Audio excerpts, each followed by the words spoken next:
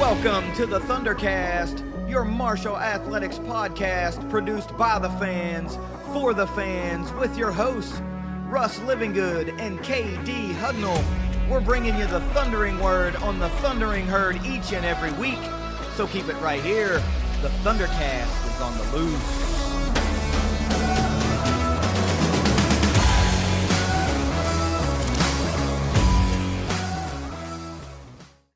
Thanks for downloading another episode of the Thundercast. You can follow us on Twitter at Thundercast_pod. And of course, please go over to Facebook, give the page over there a like as well, so you don't miss out on any, Facebook exclusive content and or contests that may be run over there. Please, we're trying to get everybody that listens to the show, just through audio, to please go over to the Thundercast YouTube channel. The links are down in the description, and subscribe there as well.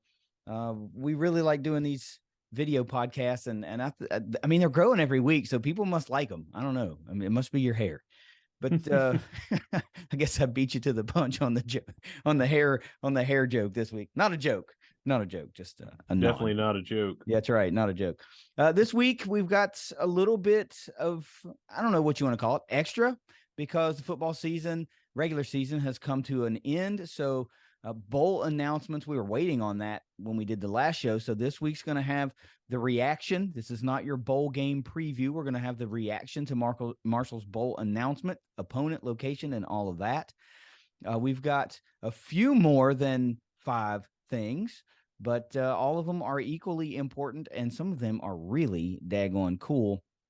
And we're going to talk a little bit more about the NIL realm here at Marshall and how fans can get involved in that with some super useful information that'll come up later in the story. And of course, we're going to close it all out, taking you around the herd, talking about what's going on around herd athletics. So Russ, look, let's dive right into this bad boy.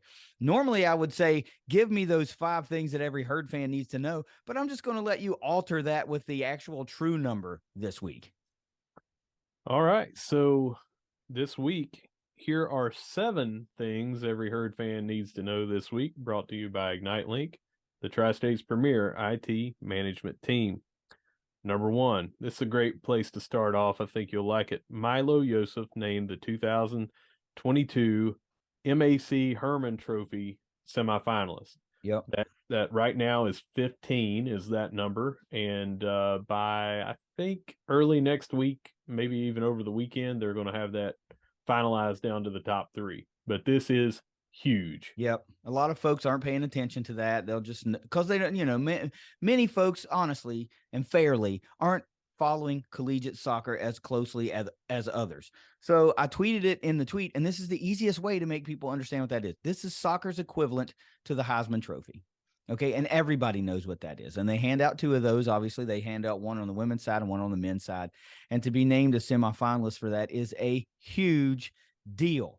Think about all those years ago when we were talking about Randy and Byron and Chad being Heisman finalists, and the buzz that was around the program when that was happening.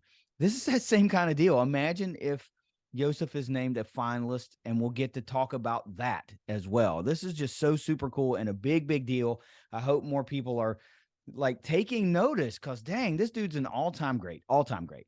Maybe one of, I don't know if you'll call him the greatest, because we don't know what the future holds with this program and the trajectory they're on, but dang, it's going to be hard to supplant a lot of the things that Milo has been able to accomplish while he's here. But this is so cool and a great way to start this show out. Oh, I mean, it's ridiculously cool. They have been doing this since 1986. I did a little info. MAC is the Missouri Athletic Club, very prestigious. So 86, we're looking at 36. This will be maybe the 37th one that they hand out. So it's not something that's an upstart, just started this year.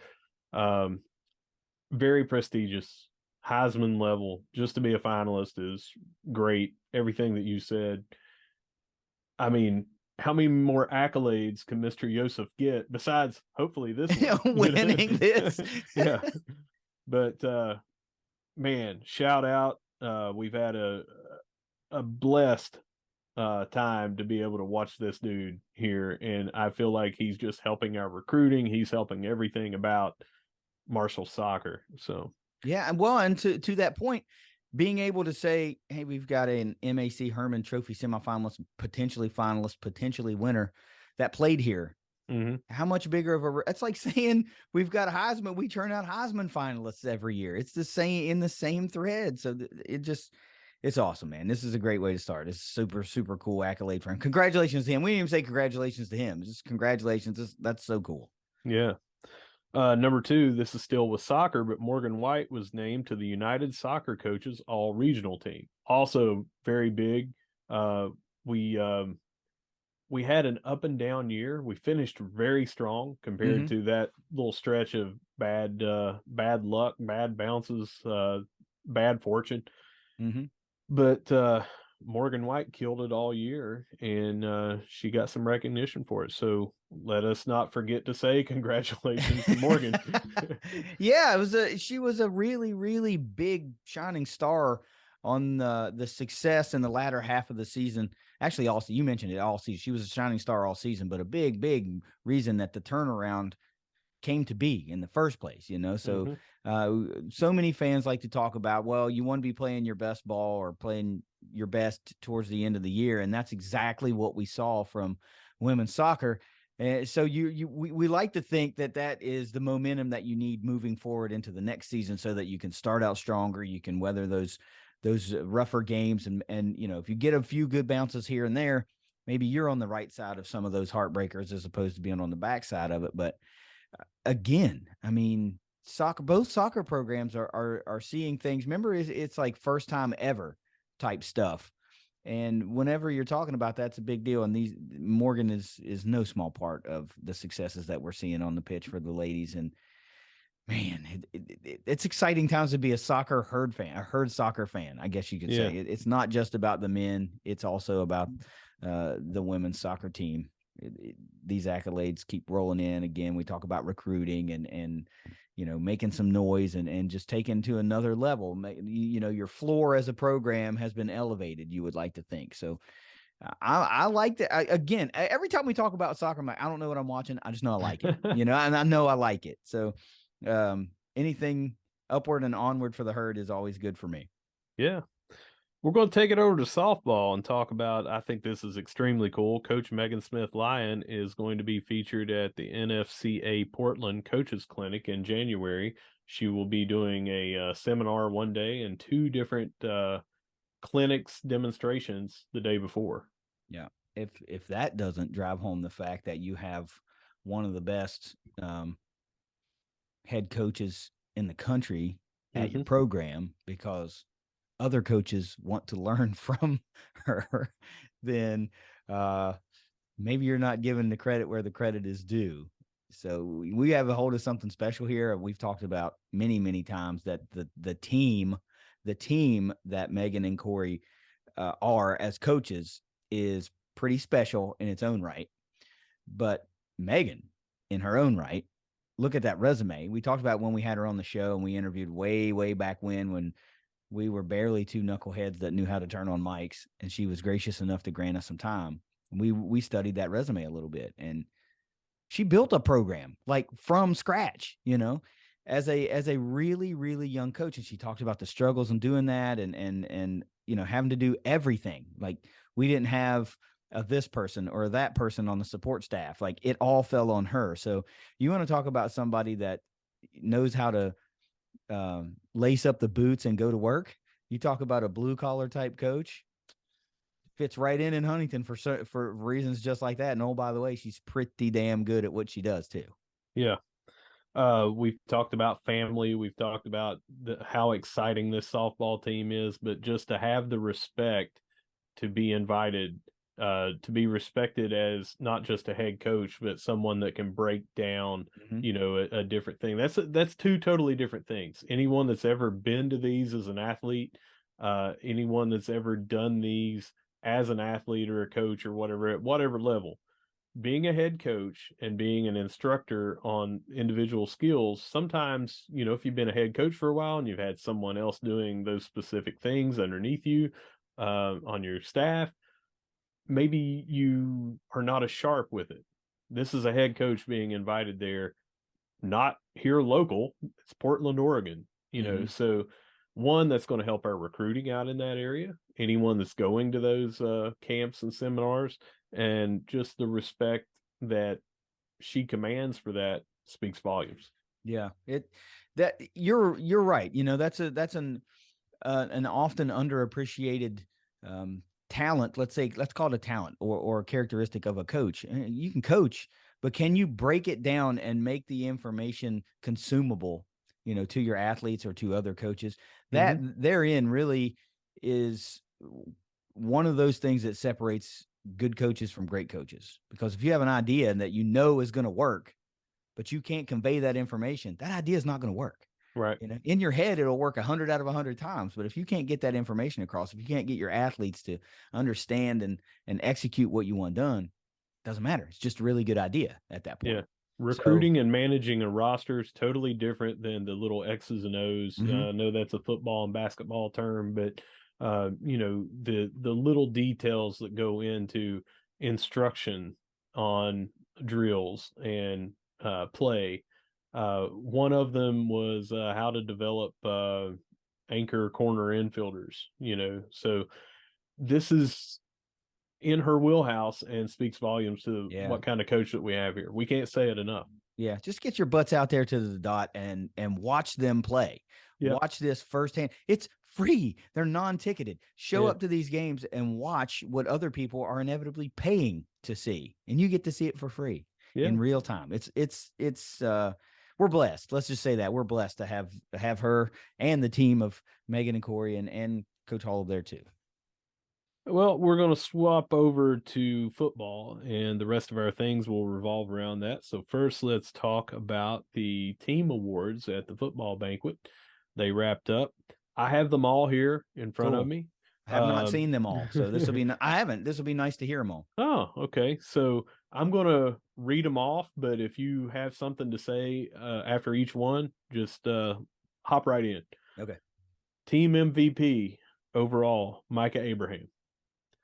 Offensive MVP, Kalen Labrin. Defensive MVP, Owen Porter. Special Teams MVP, EJ Horton. Mayor Steve Williams got the Phil Ratliff Distinguished Alumni Award. The President's Award they gave out to several people. You got Isaiah Carpenter, Henry Columbi, Stone Scarcelli, Kendrick Sartor, and Cedric Palant. Chad Pennington Offensive Achievement Award, Corey Gamage. Tom Stark Defensive Achievement Award, Abraham Beauplan. The Upfront Award, Damian Barber. John Connard Award, Logan Osborne. Outstanding Defensive Performer, Charlie Gray. Eternal Captain, Kobe Cumberlander, Eli Neal, Dalton Tucker. Scout Team Offense, Cole Pennington. Scout Team Defense, Sherman Hatton. Scout Team Special Teams, Hagan Stevenson. Most Inspiring Players, Isaiah Norman, Jacob Kirkendall. Iron Man Award, Trent Holler. Josh Bowers, Eli Neal, Tyreek Bell. Commitment to Academic Excellence, Jace Bobo. Outstanding Senior Scholar, Zach Appio. Unsung Hero Award, Stephen Gilmore, Andre Sam, Devin Miller, Stacy Marshall, and Anthony Watts. And that's all. Dang. There's no way I could have jumped in on each and every one of those, but let's just go ahead and say, I think they kind of nailed it, Yeah. Let me tell you something cool about that, because it's popped into my head when you were talking about the Scout Team Award, right? I don't know if you use Time Hop. I use Time Hop because I like to see, pictures of my son that pop up from 9 years ago that I'd totally forgotten about. Well, today I was scrolling through the feed, and 4 years ago today, Owen Porter was named Scout Team Defensive MVP. How about that? What a rise. You talk about developing a player, a guy that has that is exactly what you hope to see when someone commits, right? He pays his dues, works hard, gets better, develops, gets better, develops, gets better. And now here he is being named, being recognized on certain publications, All-American teams, being recognized by his own team, from Scout Team Defensive MVP to, tied for, what was it, 6th or something like that in the country in sacks, gypped out of one that would have moved him even higher. But I don't want to. I didn't want to focus this whole thing on him, but I thought it was cool that that popped across my timeline today. That is very cool. Yeah. So one of the greatest I feel like to ever do it. One of fan favorite doesn't even say it right. He'll be talked about for a long, long time. I really, really hope he comes back and for one more year and puts a stamp on that career here with Kelly Green and White. But congratulations to all the guys that were recognized. Again, these awards, I think they just by nature, they try to show love to as many people as they can because there's so many contributors that do so many important things. But it's hard to distinguish, offensive outstanding player versus offensive MVP versus this and that and the other. But we had so many people on all three phases make so many big plays that contributed to the success. The best I can say is I think they nailed it. Great job in handing out these awards. It's to me, how this strikes me, and coming from various organizations that we're a part of, that captain, eternal captain, is that's a special kind of cool for me.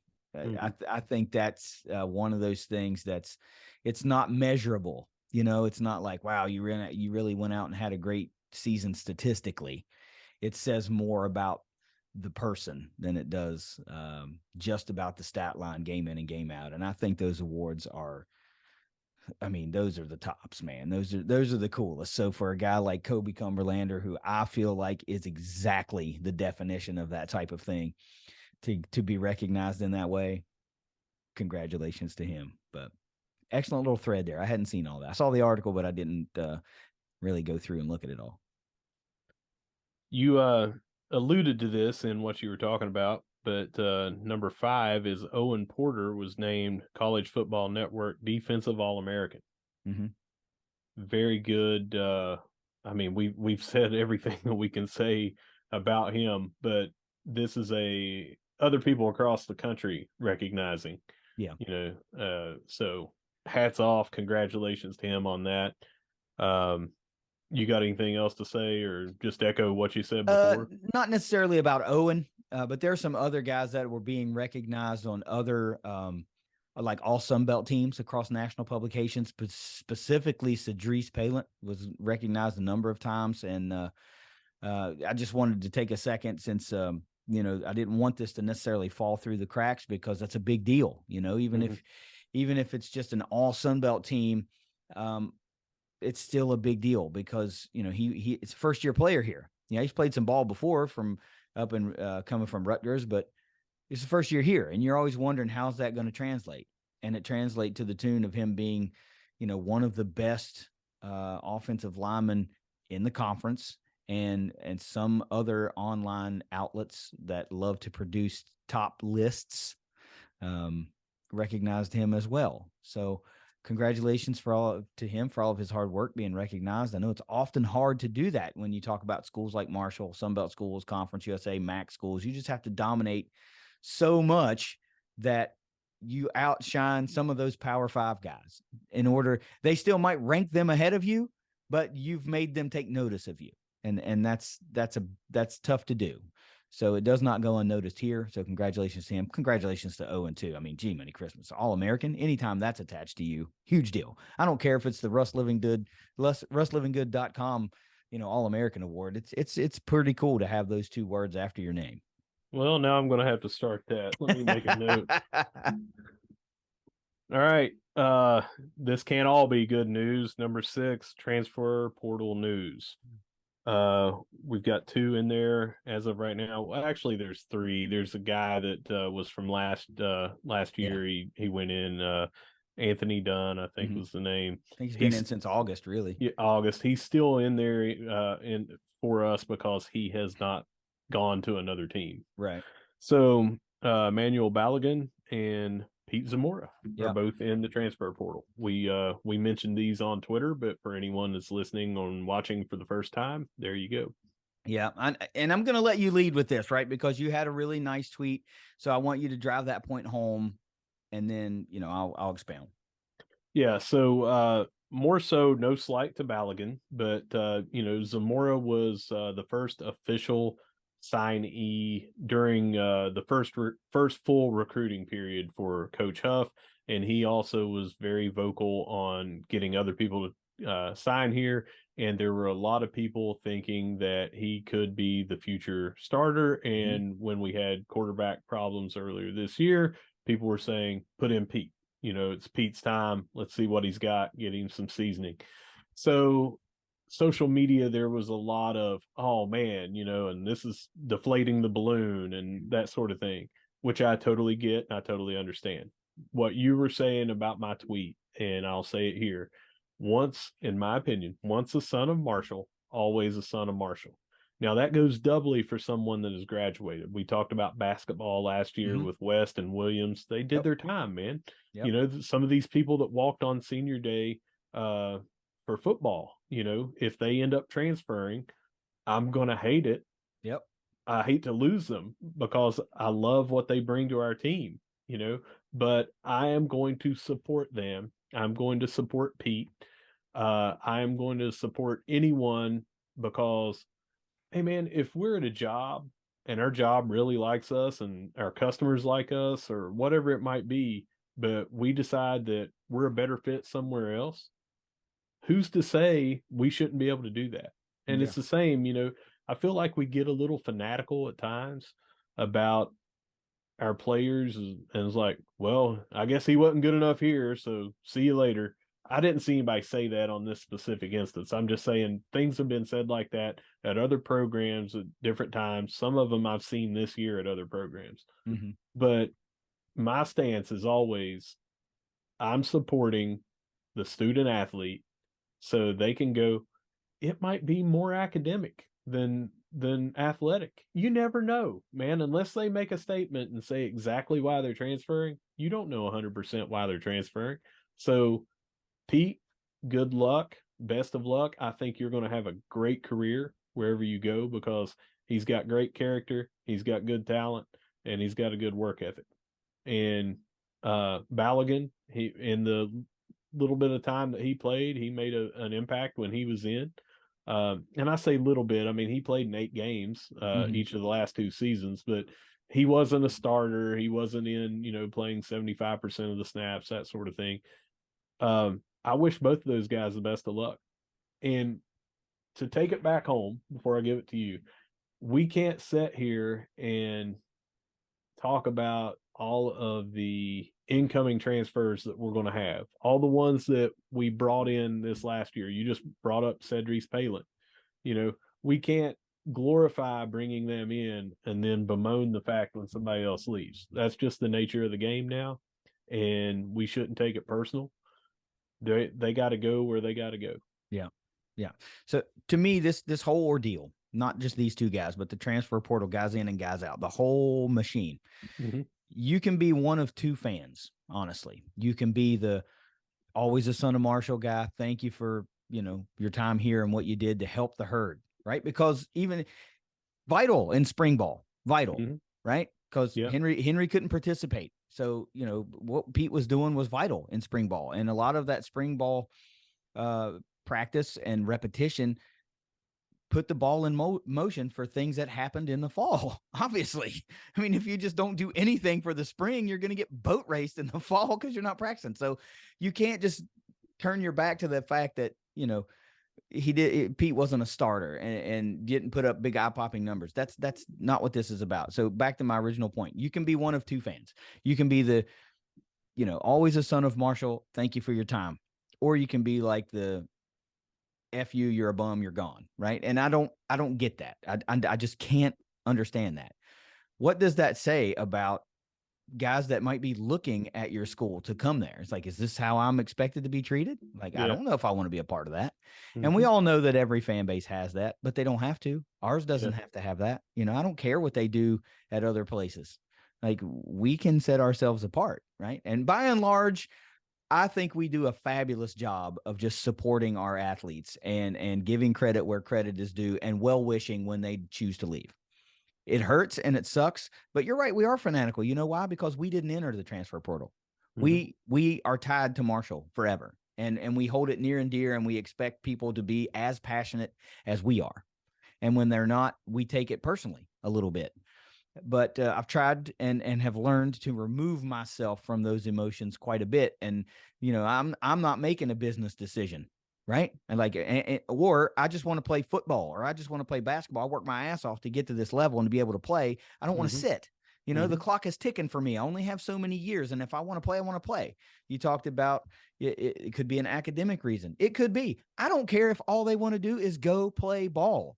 They earn the right to be on a roster and they want to play. Yep. Why would you want to work your butt off to sit, So I just do not have any ill will towards those guys. I wish them all the best. I think Pete Zamora will be successful wherever he lands. It doesn't have to be like the next quarterback at South Carolina. If he, if he wants to go back home type thing, it doesn't matter. You can make it to the pros from any school at any level. If you can play, they will find you. We've had guys make it there. There have been guys from the lowliest of teams in the country make it to the pros. There have been guys in D3 schools make it to the pros. If you can play, they will find you.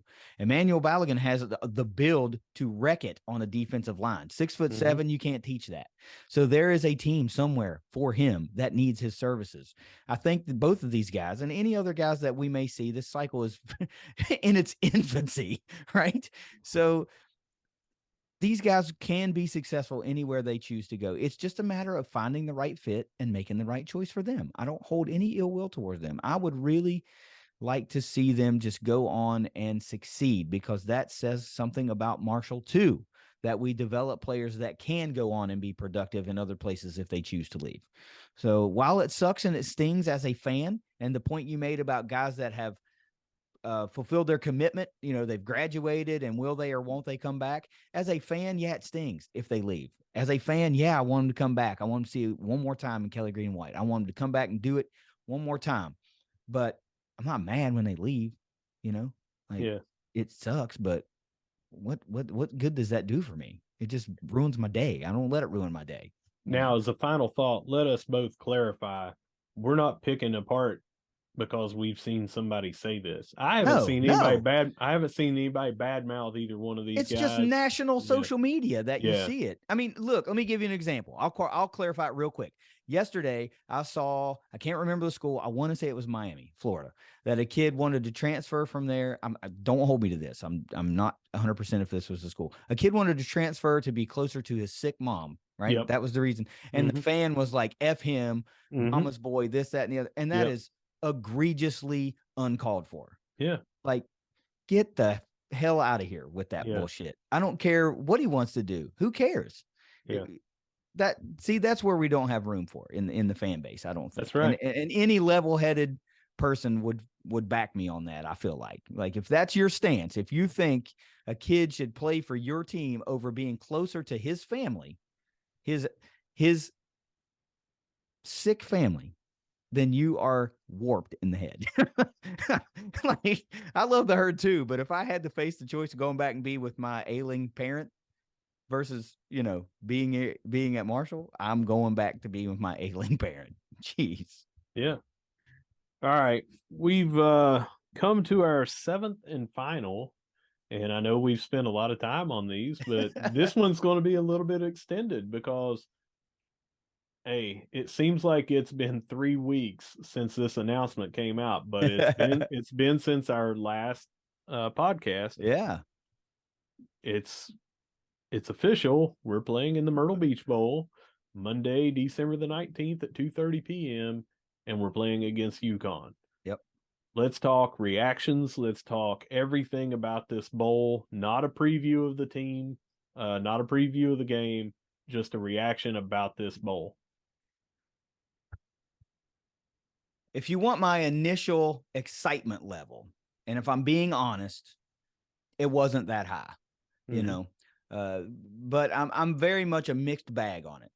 Okay. And we can get into all the particulars, but right off of the bat, I was excited that we get a bowl. I was excited that it's a place that we can travel to.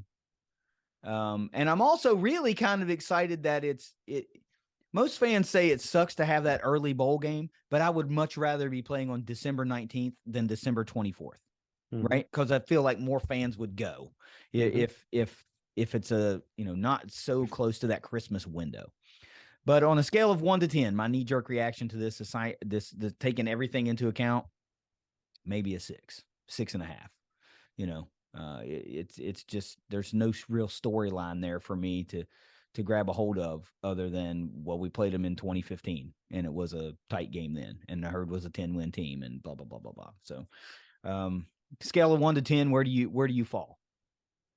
I'm probably around 7, but had it not been 6-6 UConn that started out, I think 1-4, and then went 5-2 the rest of the way, if I got it correct. And the fact that the last time that they played a bowl game was against Marshall, the game that you just talked about in 2015, I would be a little more excited. But still, I think a 7, a lot of that, man, which I'm going to talk a bunch of different positives and things, but rewind about a month ago. Yep. 5 weeks ago, Yep. when everyone was saying, man, we're not going to win a bowl game. We might finish. We might finish 5-7, yep. And I think that speaks volumes that we're 8-4 and we're saying, oh man, I'm not too excited about this bowl. Man, we wasn't going to have one in most people's eyes, So the other part is, you mentioned it's on December the 19th. I love that date. You know that I'm very, very busy around the Christmas time, but a lot of those bowls are stacked on top of each other on days, and this is not one of those days. That is the only bowl game that day.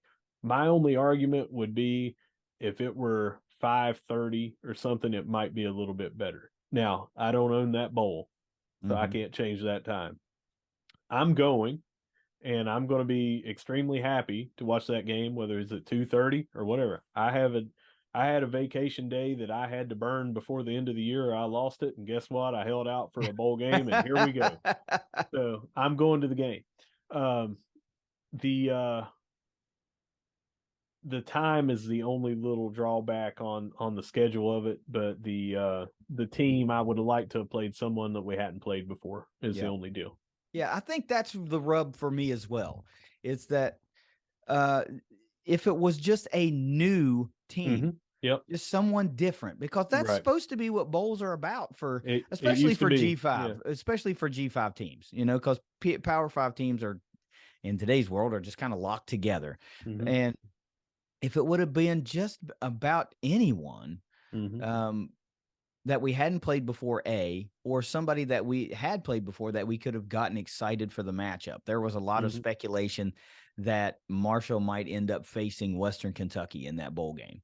And I think some fans, even though that's a Conference USA team and Marshall can't run away from Conference USA fast enough, I think there would have been enough excitement around that game for them to be like, yeah, we'd like to lay one on the Hilltoppers for, what happened in the season finale last year. I think because that's not going to be an annual game anymore. So when you can take control of that series again, you want to be able to do that. But Myrtle Beach, you got to like, right? You got to like it. That's like the second home for a lot of West Virginians. I hope that there's a nice crowd.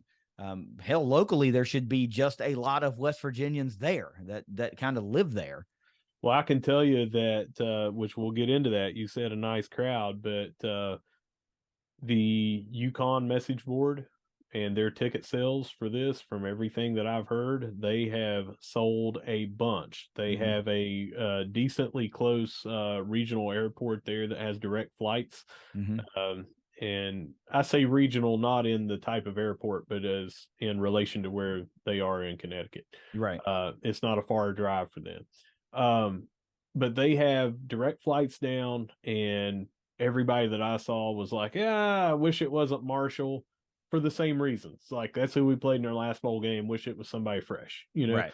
But they were talking about they were going to have a huge contingency going.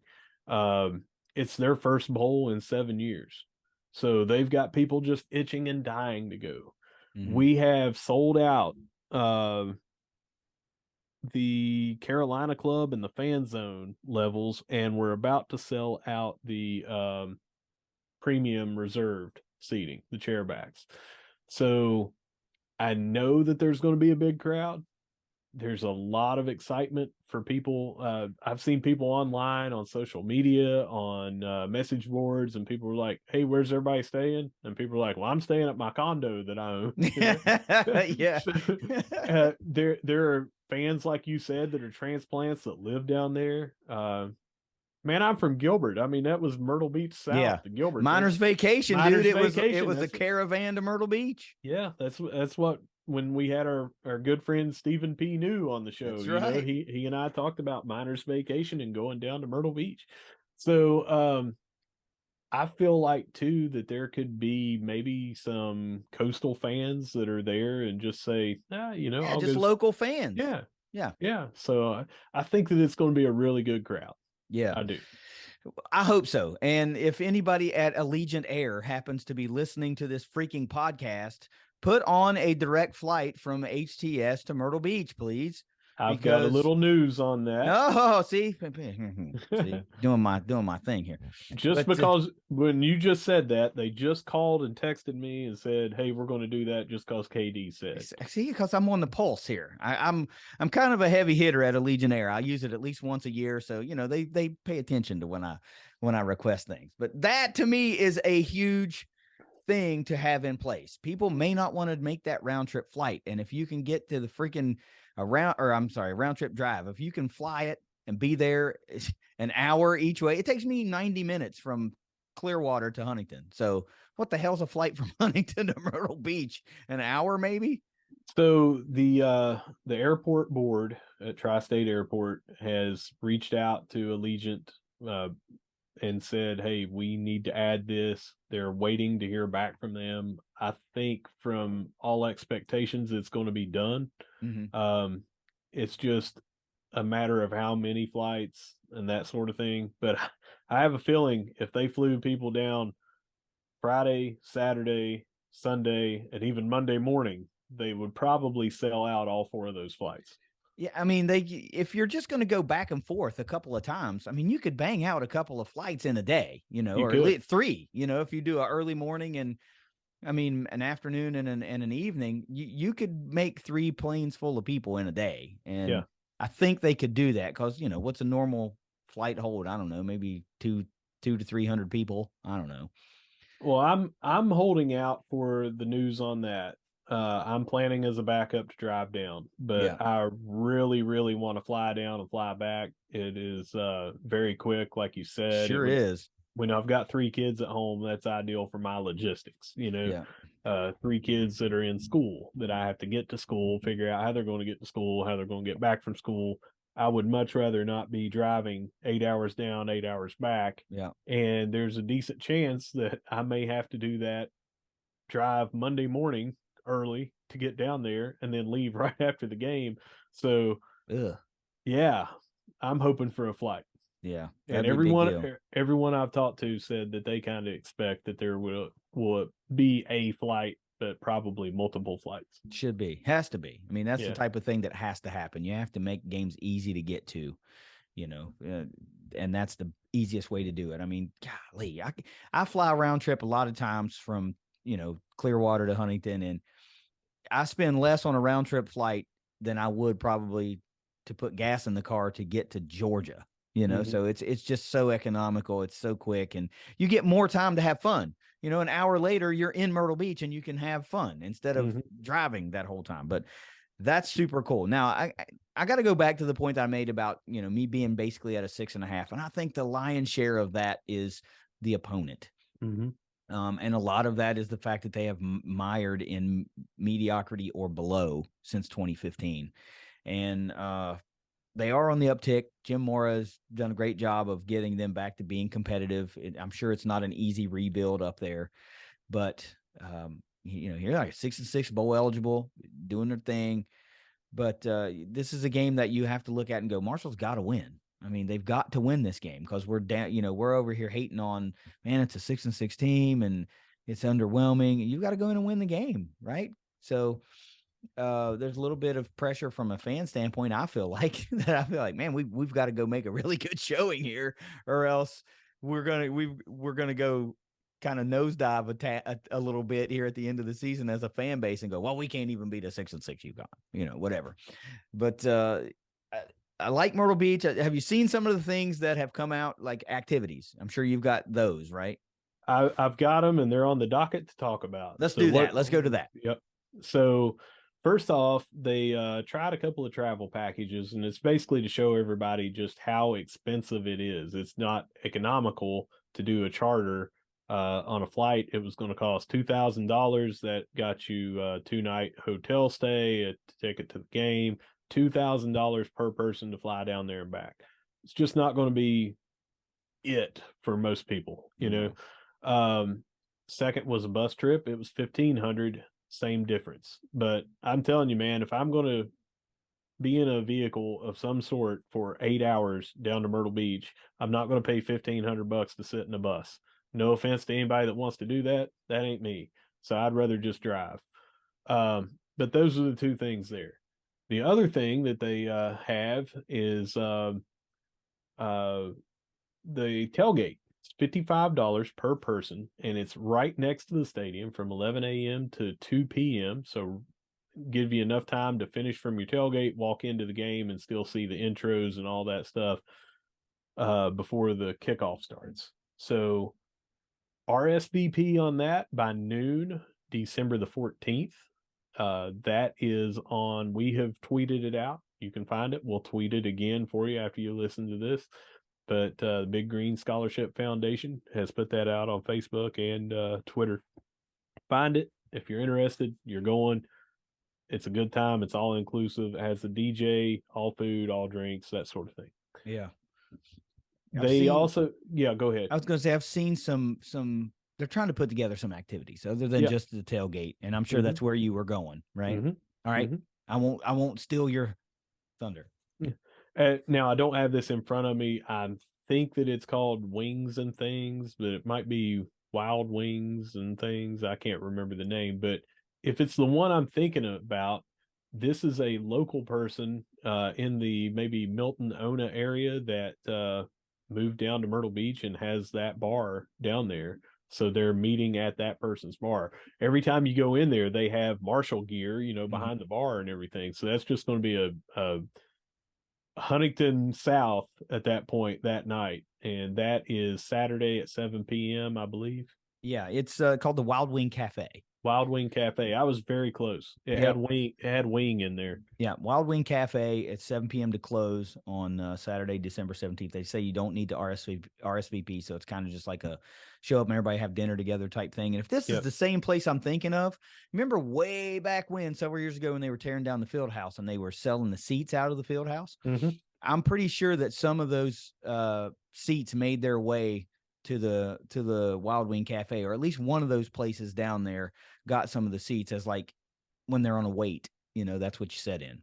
Yeah. So always been a big Marshall supporter, a local alum type folks. And also did you talk about Crocodile Rocks? Nope. Okay. Were you going to? Well, I was going to let you. Oh, okay.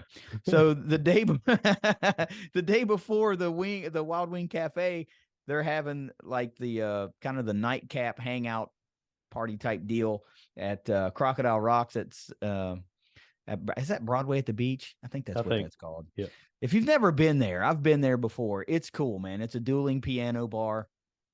And if you've never been to one of those places, it gets really entertaining. And fun fact about Crocodile Rocks, I have a cousin that's many, many years older than me now, like probably well into retirement age. He was like the oldest of all of our cousins. And he played piano professionally, like his entire life, his entire adult life.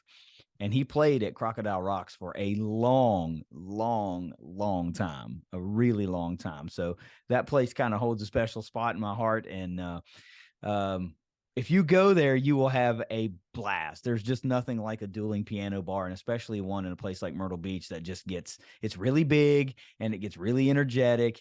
And the place will inevitably be packed with Marshall fans and UConn fans. And you'll do a thing to where they'll have like the dueling fight songs or, stuff like that, to where they'll pit one fan base against the other to songs that are special to them. And, the way that you get your song played is to keep tipping that pianist. So you have your money ready, and win some pride for the herd at Crocodile Rocks. But that will be a really fun time. Also, that's 8:30 p.m. to midnight. It says you can if you wear green, Kelly Green herd gear, you're going to gain free entry. So it's obvious that they're trying to get those fan bases to Crocodile Rocks. No RSVP necessary for that either. One last note I'm going to make. I can't speak as if they still own this. I really don't. But this was many years ago. I have an aunt and uncle, great aunt and great uncle. They may have sold the place by now, but if they didn't and you're looking for a place to stay, they own a bed and breakfast down there, and it's called Serendipity Inn. It's kind of on the northern part of Myrtle Beach, not North Myrtle Beach, but in northern Myrtle Beach. It's the same folks whose son was the piano player at Crocodile Rocks. So I've stayed at Serendipity Inn several years ago. I know it's still there. I was looking at it just now on Google, but it doesn't say who owns the place. So if you're looking for a B&B, check it out. If there's rooms available, you'll like it. They have different themed rooms, or at least they did. Every room is something kind of different, but pretty cool to not just be in a traditional hotel. If you want the more bed and breakfast type experience, that's a cool place to check out, Serendipity Inn. And the last thing, I guess, Russ, you talked about the tailgate. So it's Wild Wing Cafe, Crocodile Rocks, and the pregame tailgate. There's a lot. They're trying to make a really fun time down at the beach. Yeah. So if you can go. I can't go for a number of reasons. I'm in Florida, and B, December 19th is Cooper's birthday. So I'm kind of tired that day, but I will be watching. We will be watching the game. The last thing I'll say is I know a bunch of people are going. I've seen a bunch of people going. Ticket sales say a bunch of people are going. There's going to be a bunch of unofficial get-togethers, that are on top of this. Go to these official ones because they're cool and it helps support. I mean, besides the tailgate, no one's asking you for money at Crocodile Rocks. They've set this up where you can get in for free. Yep. No one's asking for money at Wild Wing Cafe. If you're going out anywhere, go to that. Just support, be loud, show Myrtle Beach and everybody around there what herd fans are all about. But there's going to be a lot of people that either live down there that are going for the entire weekend, that sort of thing. Tweet us, man. Let us know what you're going to be doing, where you're going to stay, what time you're going to be down there. We'll start a little, maybe help folks get together. We'll retweet where you're going to be and that sort of thing, and maybe we can get some herd fans connected down there. Yeah, those group photos, those meetups, those link ups, those are always cool. Stumbling upon herd fans out in the wild just is always fun. Even around here, I wear Marshall stuff just about every day, and a few times, a week, once a month, something like that, once every few weeks, somebody will be walking out of a restaurant or walking out of a store or something, and they'll stop me and they'll be like, "Hey, did you go to Marshall?" "I went to Marshall," and we'll have a little conversation for whatever. On Thanksgiving, it was either day after Thanksgiving or the Saturday after Thanksgiving. I don't remember. We were walking somewhere, and the door opened and like 6 people came out, and all of them were Marshall alums, and it was like generations of a family. The eldest was like, "Oh, I was back there. I was there in like the early 60s is when I graduated. When'd you graduate?" And I said 2003. And she was like, "Oh, honey." So it's always nice to run into herd fans in the wild, and there will be a big concentration of them at Myrtle Beach. 2 notes for me as we close out this just reaction. 1, if you're buying tickets, forget about StubHub. Forget about those aftermarket crap. Go directly to herdzone.com and buy your tickets from HerdZone. Stop trying to save $2. Buy it from HerdZone, because that benefits the university and the athletic department. It's less of a total we're going to be on the hook for at the end of the day. Support Marshall Athletics. Second, I know of a really sweet podcast that's giving out 4 tickets for free to the Myrtle Beach Bowl, 2 separate giveaways of 2 tickets apiece And all you got to do is follow the directions in the contest tweet to be eligible. And that sweet podcast is going to be giving those out a week ahead of time. So you'll know if you won.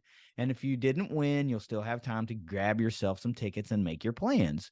Yeah. So 1, buy from Herd Zone. 2, enter the Thundercast Myrtle Beach Bowl ticket giveaway for your chance at 2 free tickets to the game. That's on Facebook as well. So the drawing, it may be both sets of 2 tickets are given away on Twitter. Maybe both are given away on Facebook. It may be one from one and one from the other. We don't know until we draw randomly. Right. But just get in there. And KD, I cannot say any more how right you are. Don't go to the bowl page and buy directly from them. They're making enough money anyway. Mm-hmm. If you're buying from StubHub or something like that, you're buying and letting a scalper who got easy ticket deals, and maybe it's even a scam. You don't know. Don't buy them off of eBay, things like that. Go to herdzone.com, buy directly from us. It helps your athletic department, and they are not marking them up. It's the same exact price that you would see on myrtlebeachbowlgame.com or whatever it is. Yep. So and it's cheap, man. $30. $30. I mean, what a deal. $30. Let me talk about this real quick. Remember, I was talking about, like, I had a vacation day scheduled in case Marshall landed in the Cure Bowl. Mm-hmm. And I'd kind of kicked around like, well, hell, this is going to be a great Cure Bowl. Maybe I'll go watch UTSA in Troy. And I got a little feedback on that. Some folks were like, yeah, come and do it. And they send me links to the Troy link to go buy tickets. Let me tell you about this, okay? I click the link. It goes to Ticketmaster, not even to Troy. This is Troy Athletics, right? Right. Goes to Ticketmaster. One ticket for that game was over $50. The cheapest ticket you could buy because of all those added Ticketmaster fees. Yep. Marshall, don't do that, dude. Go to Herd Zone, buy the ticket. You pay like a $3 processing fee on top of your $30 ticket or something like that. It's incredibly affordable. So there's no reason to go or not to buy a ticket just in case you can't go. And they're also doing like proxy tickets. So even if you want to help the herd offset that total, but you can't go to the game, buy some tickets to give away. They'll give them away to probably like local veterans or something down there at Myrtle Beach. Or I saw a thing. There's also a campaign. They're giving free student tickets. Each student can apply to get up to 2, I believe. So they really want to pack the house.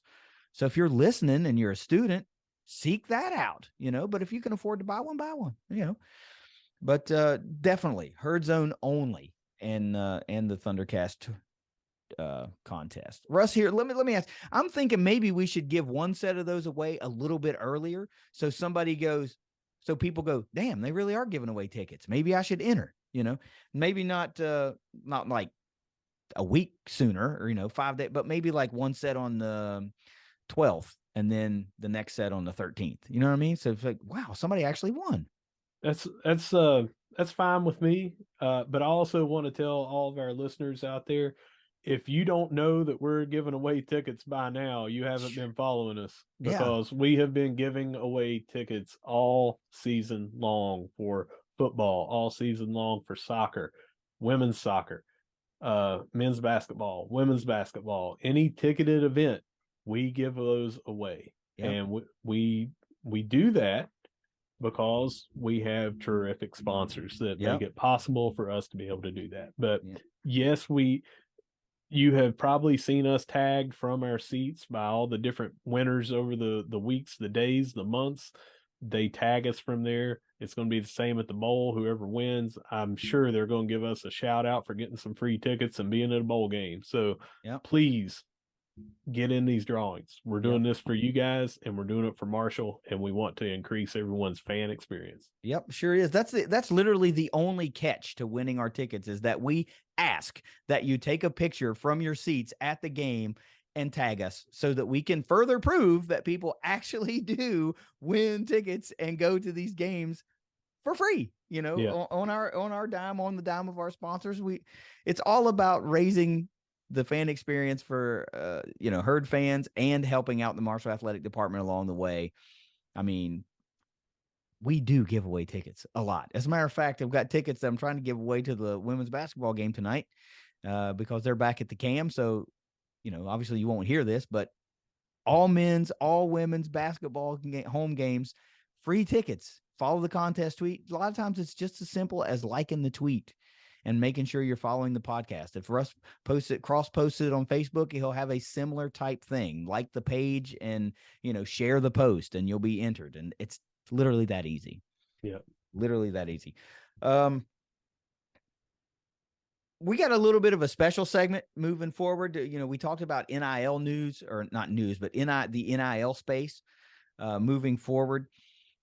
And we were fortunate enough to spend a little bit of time with one of our collectives or I'm not one of our collectives, with the treasurer of one of our collectives, Mike Misiti, and got a little bit of insight about what the Thunder Trust is, what they're trying to do, and how folks can get involved with that. And that was a really, really good conversation.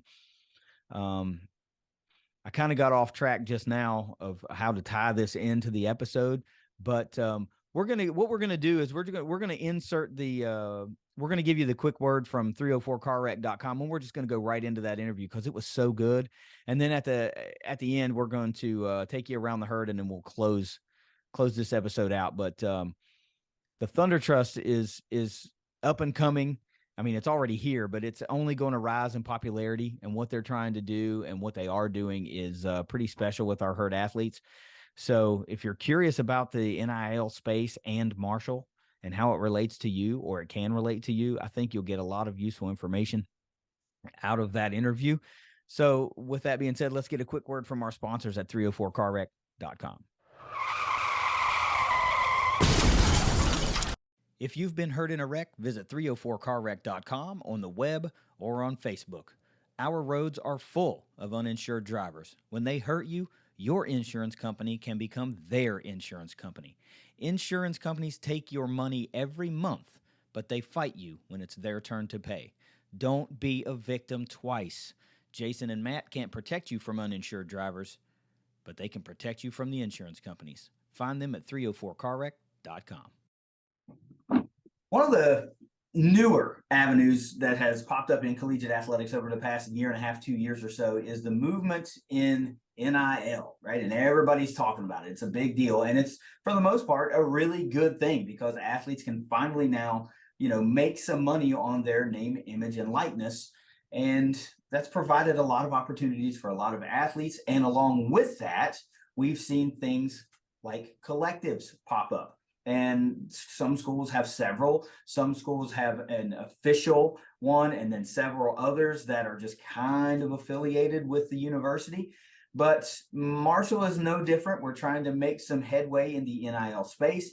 And one of the ways we're doing that is with Marshall's, what I'm calling most localized. I don't know if it's official. Michael, you can tell me if it's official.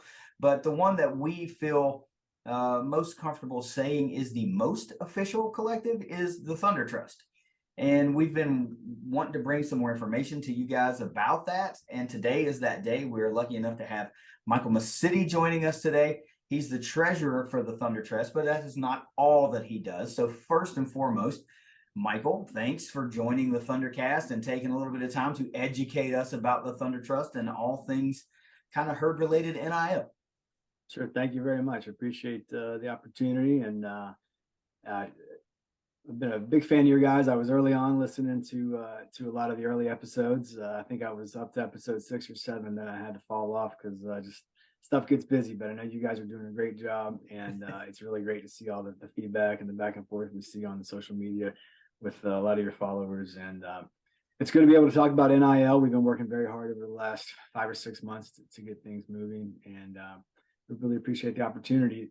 Katie, you mentioned whether it's official or preferred or the main name, image, and likeness collective of the university. We're not really sure how to say that ourselves because there are few rules.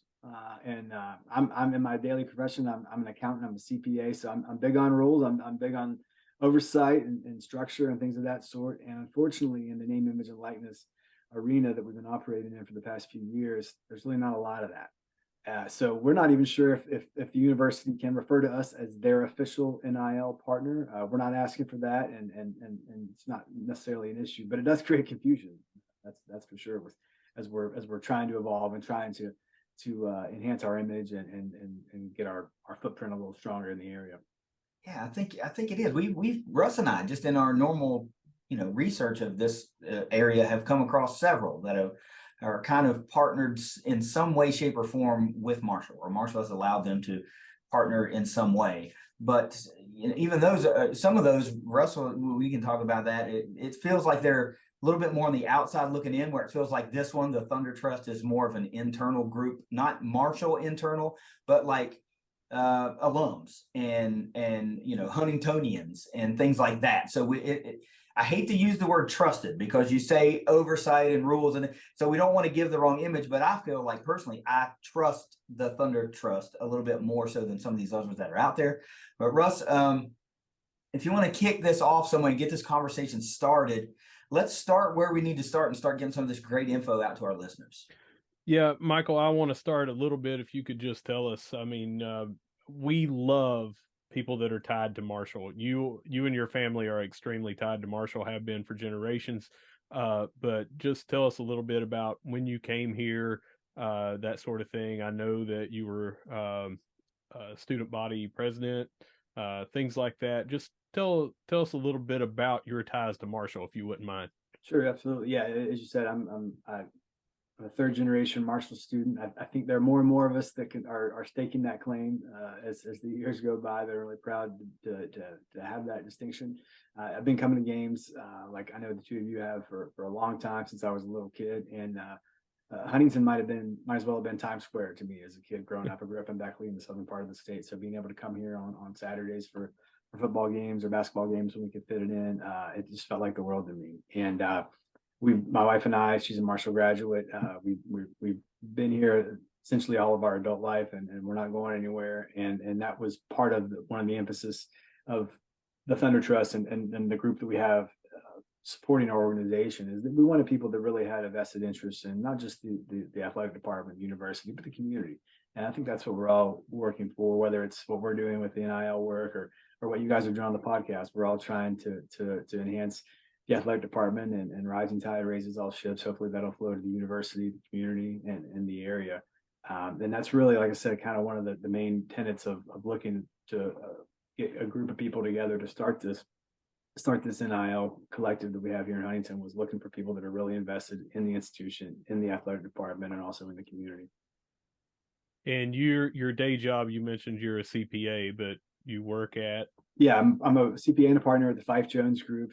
We've been around for about 40 years here in Huntington. We have an office here in Huntington, an office in Ashland, and then a small office in Portsmouth. And it's good because serving as a treasurer, and I work a lot with nonprofits. I work a lot with businesses, so I can kind of see the ins and the outs. And part of what I've been able to contribute to our organization is just the oversight and going through all of the things that we need to go through to be a structured entity, to be up and running, and be a 501c3, have a nonprofit status, have all of our filings, where we are doing everything as by the book as we can. And as I mentioned a few moments ago, not a whole lot of rules as far as specific to NIL. What rules that we do have to follow, whether it's the IRS, Secretary of State, whatever it is, we're on top of that, and we've been working as hard as we can to make sure we're as compliant as we can possibly be in every area that we need to be.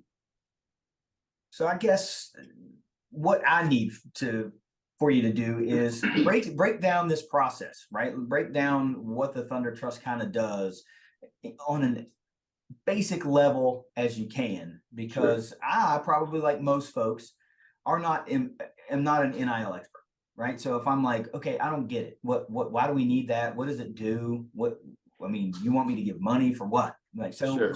What's kind of the process? Yeah, well, so just a brief background, really kind of how we got here, is that over the 100 or so years of intercollegiate sports, the term amateurism was always something that was coveted. It was always a term that meant you were not getting paid for what you were doing. And the NCAA, as they strengthened their procedures and their policies, part of the amateurism that they wanted to protect dealt with the student athlete and the ability for endorsements, sponsorships, and they took the position long ago that if you are endorsing things, if you are sponsoring things, if you are getting paid because of your name, image, and likeness as a student athlete, that violates your amateurism, and therefore you're not eligible to participate in the NCAA sports. So what's a little interesting is that in addition to legislation or that rule, is that a lot of athletic departments really strongly discouraged student athletes from working, period, regardless if it was in violation of the NCAA's name, image, and likeness rules. They just didn't want you working, period. They didn't want any kind of issue with where that could be brought up if you're being overpaid, if you're being paid, maybe not working the hours you should be working. They wanted none of that. And I don't think Marshall had any policies like that. And I don't know that any school would say they had a policy on that, but it really prohibited a lot of student athletes across the country, whether it's Division I with football all the way to Division III. It really prohibited a lot of those student athletes from working. So over the last 20 years or so, a lot of court battles have been going on to try and to change that. And about 2 years ago, all the way to the United States Supreme Court, that was essentially that restriction was told to be too restrictive, and it was removed. So now, within the last 2 years, student athletes across the country to participate in NCAA sports and higher education, they're allowed to receive compensation, whether it's for their name, image, and likeness, or whether it's for just their normal day job. And so kind of circling back to what we're doing here for the trust, and Katie, you mentioned, the different areas or different ways you can work with NIL. So there's really three, what we found over the past year, there's really three areas where NILs happen, or name, image, and likeness deals happen. First off is a simple, business A or donor A pays student athlete B X amount of money for something, whether it's an endorsement of a product, whether it's for shoveling snow, whether it's for just showing up and hanging out. They've got to actually earn the revenue. And that gets into more Department of Labor and IRS rules, but they've actually got to earn the revenue. And so that's really the first thing that we see. And that's maybe some of the more headline grabbing NIL deals you see, whether it's a quarterback getting 7 figures or a running back getting 6 figures to go to a school or a car or whatever. Those deals are permissible now. And that's what you see kind of in the headlines. So that's the first thing. The second thing is something that Marshall just rolled out really within the last 6 weeks, although it's been in the works for probably about 5 months, is an exchange. And Marshall's calling it the herd exchange. And essentially, you are the institution, they are partnering with a third party, and that third party then discusses with the student athletes the opportunities that could be presented. So Marshall, we have almost 400 student athletes. The student athletes have to opt in to participate with the exchange, and then they are essentially all listed on a website, and then businesses can go on to the exchange and they can say, we want to do business with swimmer A, or we want to do business with golfer B. And when they go through that process, the athletic department, and as far as Marshall is concerned, the athletic department is allowed to monitor that. They can see what's going on. They can see what businesses are working with which student athletes. And they can also see the dollar amounts that are exchanged, so they can keep an eye just in case there's things that may not necessarily be kosher. They can keep an eye on that. So those exchanges are very, very helpful, very useful. But as you can imagine, it's a lot of work, and it's a lot of kind of one-on-one deals, a lot of back and forth. And we're dealing with student athletes. They may be playing in a basketball tournament in Anchorage, Alaska 1 week, and they may be in San Jose the next week. So it's very difficult to get a lot of that worked out. And we found that a lot of businesses generally aren't really wanting to put in that kind of manpower. It's just a tough task. So then the third and final thing is us, or NIL collectives. And as you said earlier, they're all across the country. Basically all the Power 5 schools have them, and most of the Group of 5 schools either have them or are starting them. There are actually some sports specific collectives at different schools. So they're saying this is going to be a collective just for football, or this is going to be a collective just for swimming and diving. We don't want to, affiliate with any other sport. That's fine. That's certainly allowed. But what we're a collective that serves and tries to help student athletes for all the sports for the institution. And so that's where we come in. And really our big push, and the thing that we're working for mostly, is working with nonprofits. And what we've done, we've had several events over the past 2 months where we've had either it's a business or an individual donor, contribute money to our organization. And then we work with a nonprofit here in the area for an event, whether it's a turkey giveaway or whether it's just doing some time at a children's center, whatever it may be. We have student athletes that we've partnered with, and in exchange for their efforts and their help promoting the nonprofit and serving at the nonprofit, we then take it upon ourselves to pay to compensate the student athlete for their time. So it's really kind of a triangle where you can get, your student athletes, they can be compensated for the time and the effort that they're putting forth toward the nonprofit. The nonprofit receives the benefit of showing a great partnership with some tremendous student athletes, and hopefully they'll see more notoriety. They'll see the media attention, things of that sort. And then the business over here in the corner, kind of the third part of it, they're able to say, hey, we helped promote the United Way, or we helped promote Little Victories or Golden Girls Group Home, whatever it may be. So we're really trying to focus on that part of our mission. And it's really our primary objective is to do that. And again, we've had probably 3 or 4 events so far. We partnered with over 20 student athletes. It's been great. We've had really a lot of feedback. And I tell you, getting to know the student athletes on a personal level, it's really great. It's been tremendous. And we're hoping to do a lot more of that as we get toward the holidays and we get into the new year. We're getting our footing a little better. We've only been around for about 5 months, so we're working to do as much as we can toward the end of the year. But we're really looking forward to an exciting 2023 for sure.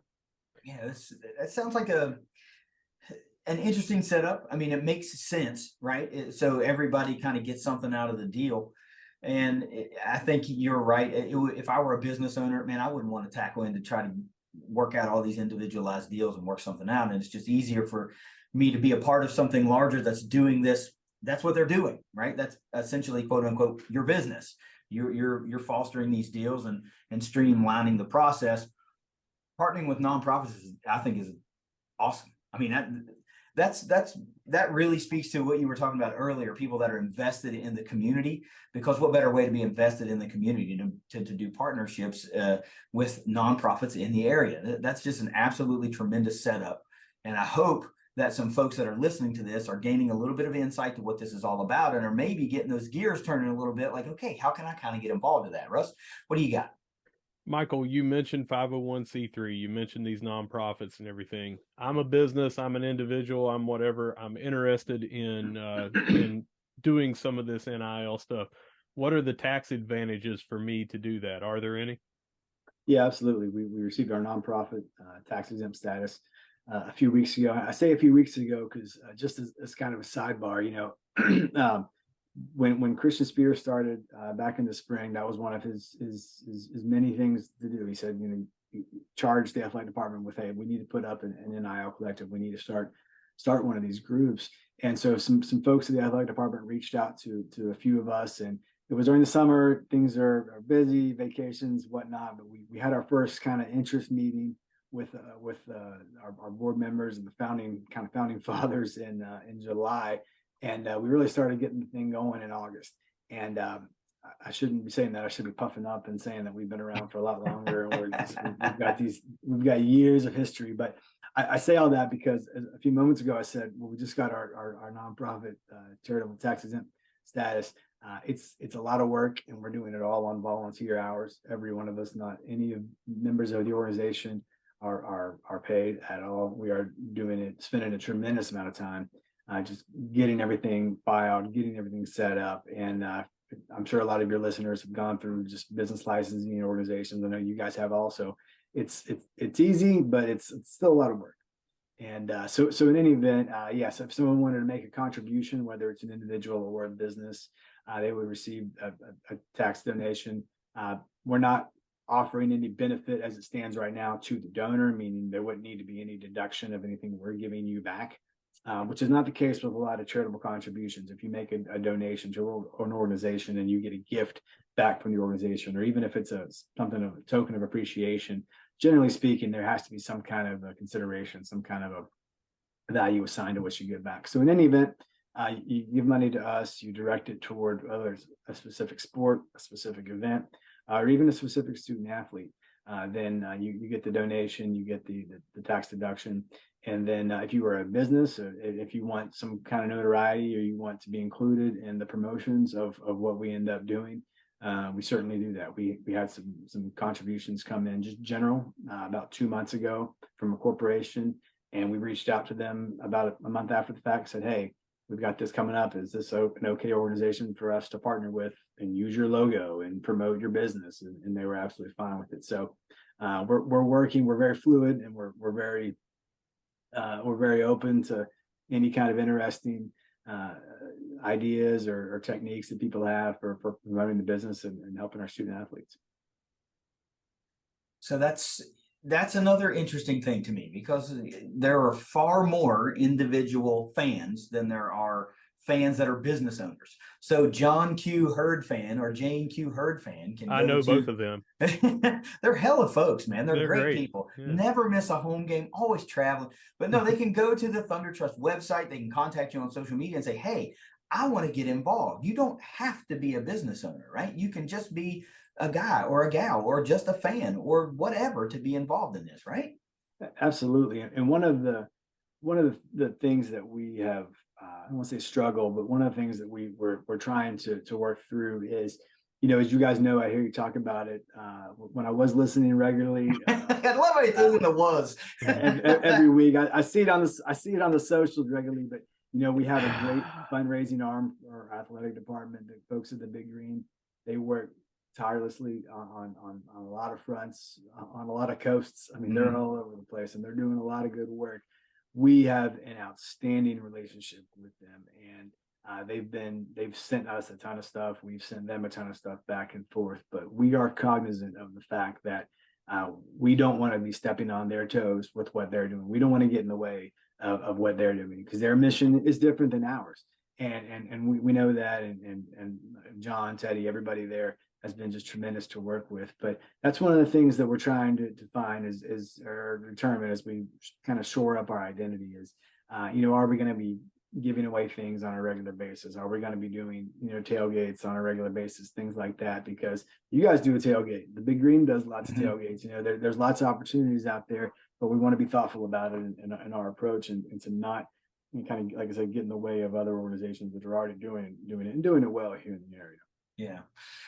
But it's still nice to know that just anyone who is motivated to do so can just get involved. Absolutely. And we've received a tremendous amount of individual contributions. It's been more of a grassroots effort over the past 4 or 5 months, and that's based purely on manpower. But as you guys said, we've got a great website. It's thethundertrust.com, and on our website, all of our socials are listed, and we have 3 officers that are involved really in the day-to-day operations of the organization. Myself, a guy named Tyler Hutchison, who's a Huntingtonian. He was actually the quarterback at Huntington High School, and he spent 3 years on the football team at Yale. So he comes to it from a tremendous student athlete perspective, which has been great. And then our vice chairman or vice president is Matt Wolf, a local attorney here in town, and Matt's been closely involved with athletics. He played high school basketball at St. Joe and is on the coaching staff at St. Joe right now, and working a lot with their programs on the high school level. So the 3 of us are really kind of the main 3 people that are working as far as officers of the organization. But we've been very responsive to the information, to the questions anybody's had for us, and we certainly get back to the individuals that have been working with us. Yeah, we will do our best to continue to talk about this and to help drive membership, or drive, I don't want to call it membership, because it's just to drive donorship. How about that? We'll drive donorship that way, and because this is not going away. This is only going to become a more integral and vital part of collegiate athletics. And with news that broke just the other day, big news with the expansion of the college football playoff, things like this are going to become even more important, right? Because if you expect to compete at those highest of levels, you're going to have things in place that are attractive for athletes to want to come and be a part of your program. So that is an ever-evolving thing. We know that. By no means trying to say that the success of the Thunder Trust directly correlates with the success of Marshall University athletics, but it doesn't not directly correlate, So it's just wild how we're kind of entering this new frontier in the world of collegiate athletics. And like you said, there's hardly any like regulations out there. Really, we're all kind of feeling our way, but we want to make sure we're doing things the right way so that nothing comes back and nips you in the butt after the fact. And I can appreciate that. I can appreciate that we're doing it the right way. I wouldn't expect anything less from, herd fans and the Thunder Trust and anything that's associated with our athletic department. Russ, do you have anything that you want to get to before we get into some fun stuff and give Michael back his Saturday? Yeah. So what we have been talking about here is like what you do and how people can be involved, but where do they go? How do they contact you to get started with this? Yeah, so again, we have a website, thethundertrust.com, and there we have contact information, and we have all the socials posted there. We've got a very active social media campaign, and I'm a 39-year-old CPA, as I said earlier. I'm embarrassed how much I've learned over the last 3 or 4 months about the opportunities that are out there as far as social media is concerned. Whether it's collaborations, guys, I didn't know that collaborations were even a thing until about a month and a half ago on Instagram and on the socials. Just stuff that I'm a bean counter at the end of the day, so it's not necessarily my wheelhouse when it gets to that. But we've been very active there. We've had an incredible response. We think so. Again, for the infancy of our program, but so thethundertrust.com, again, lots of information there, lots of ways to get in touch with us. And it's a good thing. It's funny, Katie, you mentioned the ever evolving, landscape. And I don't know if you guys have been following, we don't talk about our sister school in Morgantown that often, but they had a turnover in their athletic department for the past few weeks. And one of the main sticking points, as it seems, was how Shane Lyons, their outgoing athletic director, was handling their trust, their name, image, and likeness trust, and it's called the Country Roads Trust. Probably shouldn't say that. Probably shouldn't give somebody else a trust a little. We'll edit that out. Maybe Yeah, this sure. entire interview. Now that you brought up WVU, we might just edit the whole thing. I think your mic cut out during that. It's okay. We'll right. get it fixed. But I was really surprised. Shane Lyons made some comments. He did an interview earlier last week on his departure, and he specifically mentioned that, or it was specifically mentioned. And to see that something like that is front and center of the departure of an athletic director was really shocking to me. And their incoming AD, his name is Ren Baker. Sounds like he is a big proponent, and he is working very closely with their NIL and working on that. Just to see that the collective that they have, that another school has, I should say, and that it was so pivotal in what they're doing, the decisions they're making, and very, very costly decisions, as I'm sure you guys know. But just to see that really hit home with us and our board. We had a board meeting last week, and we talked about it a lot. Just that made it a little more real, I should say, for us when we saw that's happening. Yeah, it's wild. Some folks still, I think, view this as this passing fad that's like never going to catch on, and it's like, oh, this is a hot button issue for now. It's here. Yeah. This is as here as the transfer portal is. It is here to stay. It is what will fuel programs moving forward. And whether you decide the more and the earlier you decide to invest in it as an athletic department or get behind the movements of these things, the better off you're going to be. The longer you fight it off and say, it's not a big deal, we don't really need that, you're going to find yourself falling further and further behind. So I can applaud Marshall for wanting to get in front of it, or as close to the forefront of it as they could, and getting something in place. And it's again, I can't just beat this drum enough. It's nice to be associated with a collective that is herd fans, herd alums, local folks. Like, they care. You're not just you've referred to yourself as a bean counter. I don't know how many times already, but you're not just a bean counter. You're a Marshall loving, fan, Huntington loving bean counter, right? It's not just your run of the mill accountant. You're a guy that cares about the state of affairs with the athletic department. That means something. That means something for us. It means something for the folks that are listening to the show, because that's what they tune in for, and everybody wants to do business with the herd, especially other herd fans. And we're glad to have you behind this. Russ, do you have anything else related to the Thunder Trust? Michael, it says here that I saved your life one time. Comments? That's probably for an off-air conversation, I believe. I don't think we can. So no, you can go to thethundertrust.com and check out all the details if you want to. They're on Twitter as well, and Facebook, I believe.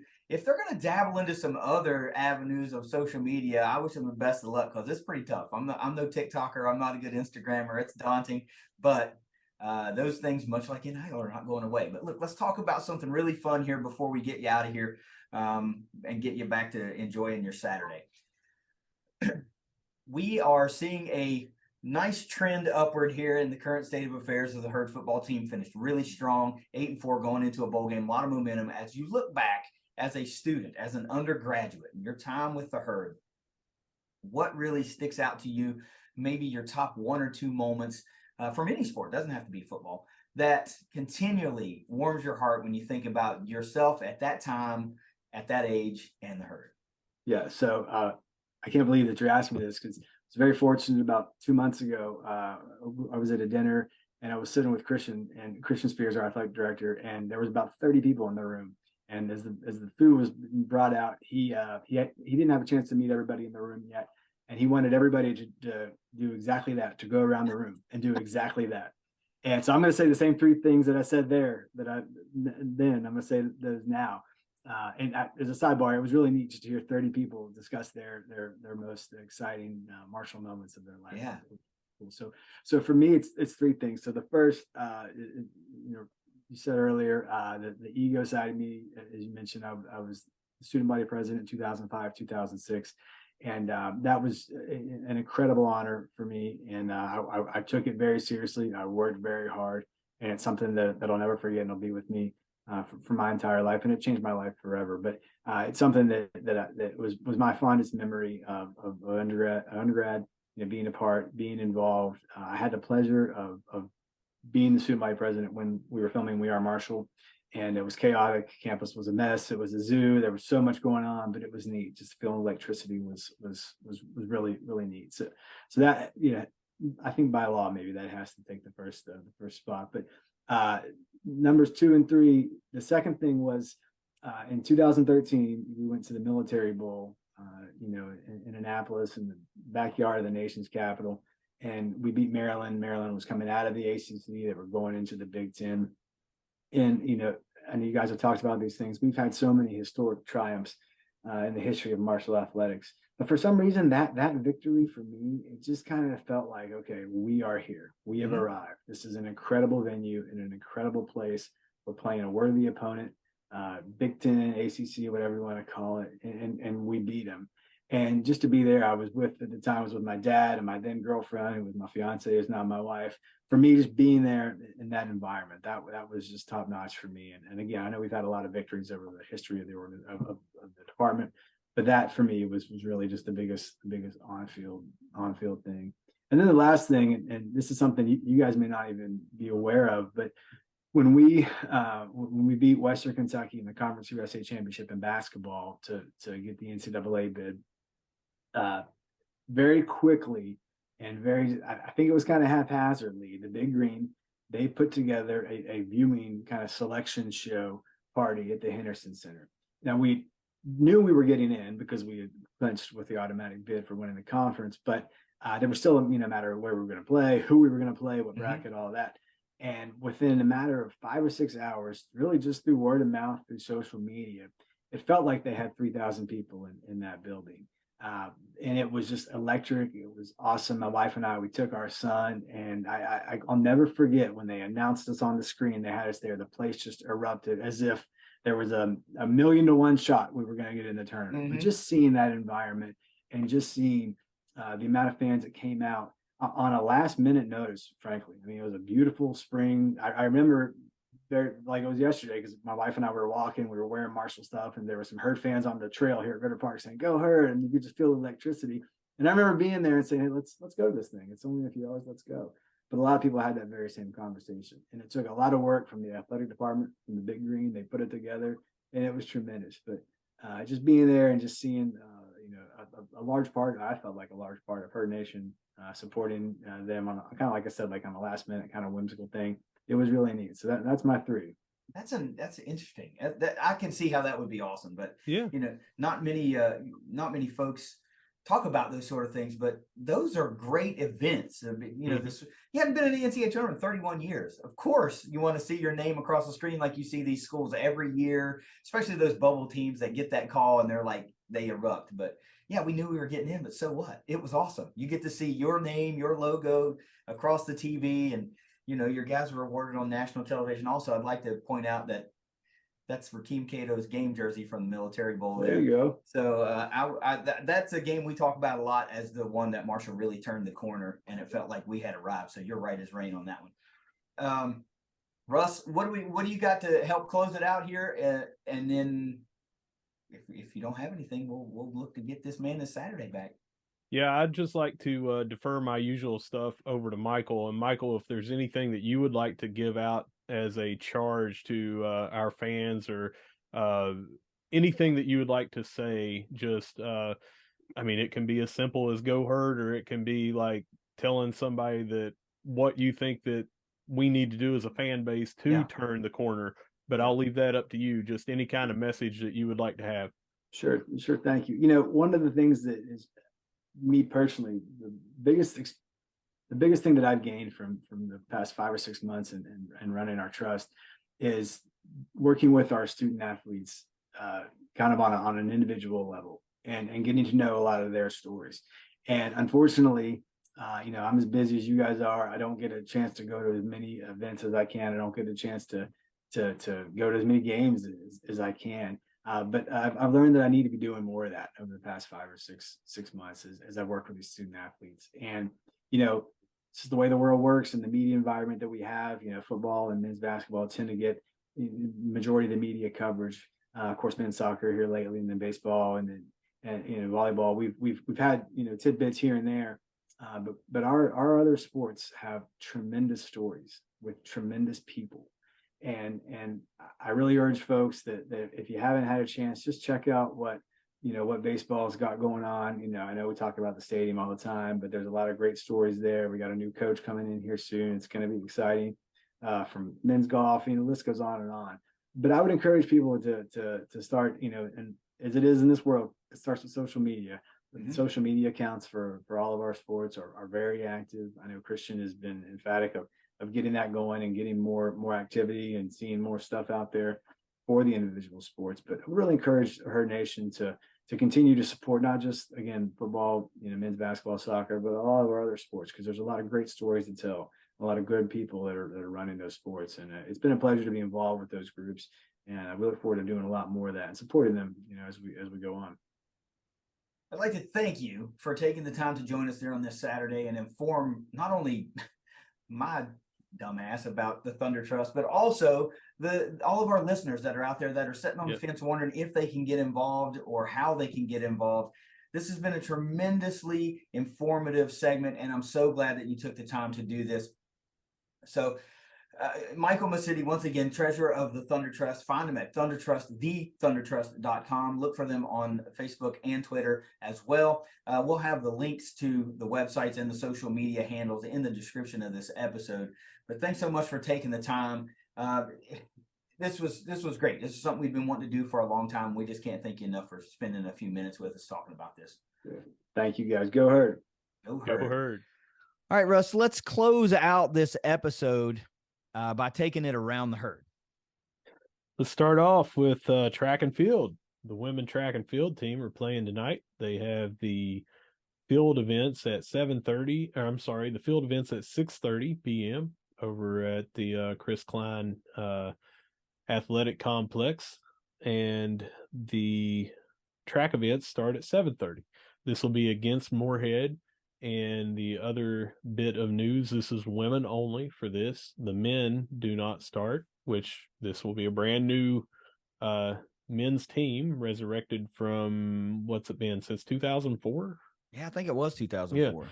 So the men start theirs in January. So we'll have some news coming up on their meet. But if you're in the area tonight and you're not going to the basketball game for the women, go over to the indoor field and watch the women's track and field team. Yeah, we've been pretty excited about the ladies track and field team based on some totals that we saw last year. And we know some of those athletes have moved on, but some have not. So there are some top performers for the herd that are going to be returning for this inaugural season in the Sun Belt. But it's another athletic team starting up that finished strong last year. And we've seen what the cross country team did and how they've starting to reach new heights. I've got a little bit of added excitement about this track and field team and what we might see this year. So big time stuff. The season crept up on me. Like I knew it was about to start. And then I saw a tweet today. It was like, today's the day. I was like, holy crap. It's crept up on me. But get over there to the Chris Klein Athletic Complex if you're not going to go check out the Lady Herd play tonight, or if you can do a little bit of both, do a little bit of both, and support our herd athletes. Yeah, run over at halftime and watch a little bit of that and then run back. Yeah, run back. It's fine. Yeah. Celebrate track, man. Run. All right. Women's basketball, as we mentioned, are playing tonight, but let's talk about what they did in their last game. Yeah. They eviscerated Davis and Elkins 104-43, set some records all around in that. And then tonight they host Wright State at 6 p.m. and they will be playing at USF, South Florida, Wednesday at, this was a weird time, 11 a.m. Ooh. on a Wednesday. Gross. Yeah. Man. But yeah, you might still be able to go. I could go. I didn't know it was 11 a.m. Maybe I will 11 go. a.m. Yeah. Maybe I will go. That might be fun. Let's talk briefly about this Davis and Elkins 104-43. I heard they all turned their jerseys in and said, "Forget this shit, man. This is no fun anymore." I've got the 104-43. Yeah, I got the box score up too, and I remember tweeting and right after the final that Rashella Scott and Tara Harness could have did outscore Davis and Elkins on their own. Never mind the remaining 60 points that were scored by I hate to laugh. I'm not trying to laugh, but I am trying to laugh because it's two different levels of teams. Yeah, it is. We're not making fun. We are celebrating our girls.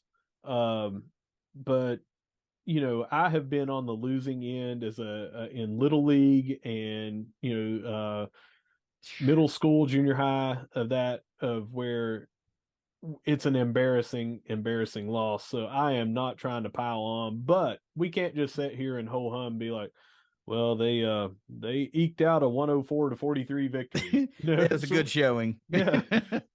Let's talk real briefly. You are probably familiar with it. I don't know how many other people are, but plus minus in basketball when you're on the court. Tara Harness played 26 minutes and 17 seconds. She played the most minutes of everyone. So it, kind of feels like she should be the leader of the plus minus, in a game such as this. Her plus minus was 44. Okay, that's enough to outscore the Davis and Elkins. They had 43. That's what I was going to say. They had 43. While she was on the court, we outscored them by 44 only while she was on the court. Yeah.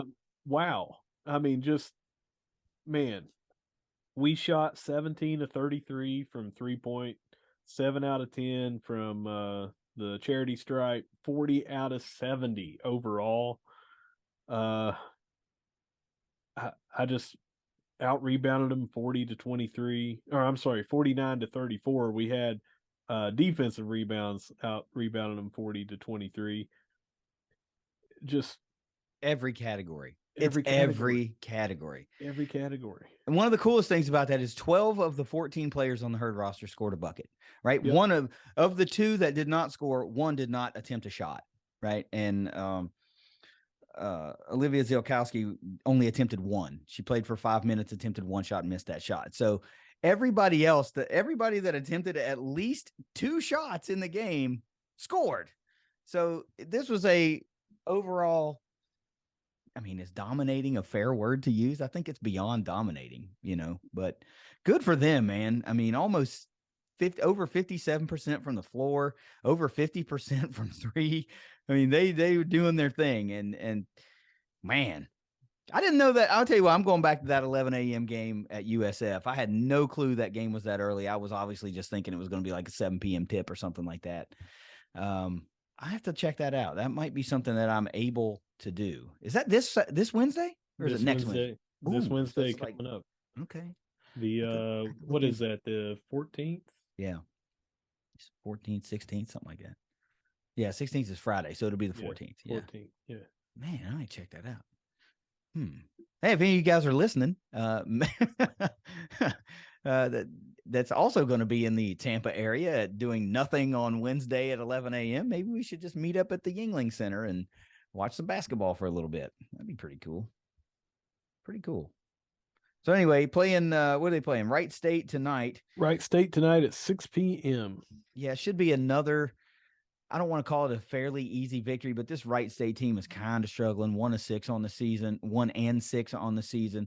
You know, the Herd's at home off of a big win. I mean, you know, again, we got tickets. You should probably go treat yourself to an evening and watch a Lady Herd victory out there, just having a good time. So go out there and support them. I mean, we'll give you the tickets. I don't know if anybody's responded yet, but I said the first to DM us will get our tickets, and that's the first to reply to the Thundercast on Twitter or on Facebook, whatever. If you want to go, just say I want the tickets. I'll go, and we'll give them to you. All right, we're going to keep it on a little bit of round ball and finish it up with men's basketball. We hyped up that Ohio game. Yeah, and man, did the Herd show up and show out. sure They did. they were up a lot more than the 83-69 if I'm remembering correctly, because it, like I said, it seems like it's been ages ago now. But on Saturday we beat them 83-69. Another solid showing. Ohio tried to make a run at one point, but we just have way too much talent on this team. We are tearing up the MAC. We beat Duquesne last night 82-71, and we were up 21 points at one point during that game, and they made a huge run.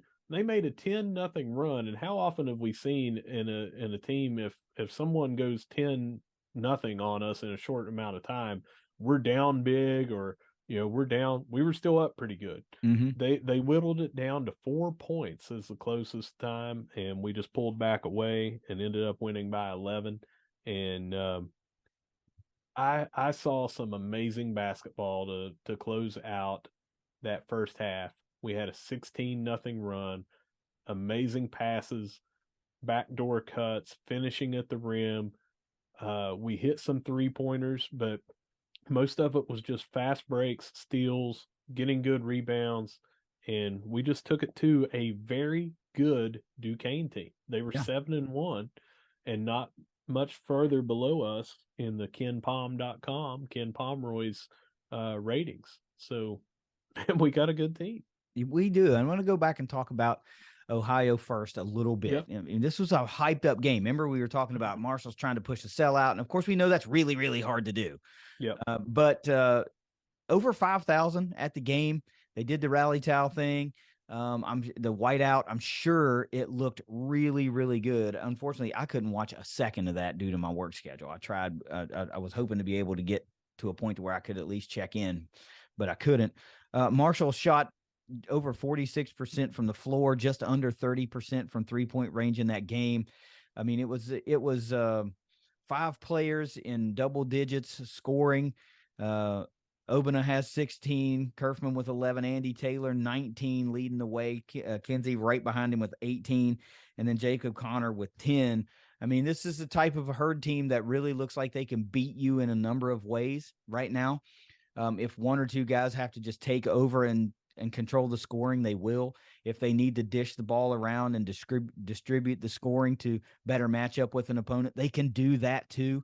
There's just so much scoring going on right now with this Herd offense that there's really not a spot that you can point to and go, they're really, really weak at this area and it's killing them.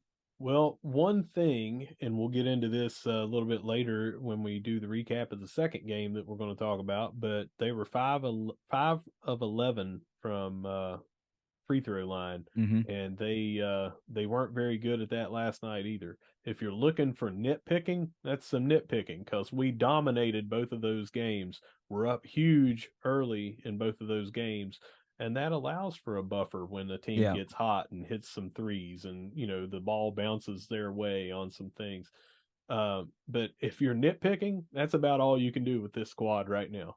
Yeah, that's what I'm saying. Like, they're Yeah. not deficient in an area that's killing them. Right. So if you're losing games by 4 points and you're, 5 of 11 from the free throw line, you're like, that's killing them. Yeah. That's a difference in the game. But right now the scoring is there. So you can go 5-11 from the line and it doesn't matter because you're still winning by 10, second game of the swing here between episodes for us, Duquesne, that was a hyped game as well. Both teams coming in 7-1.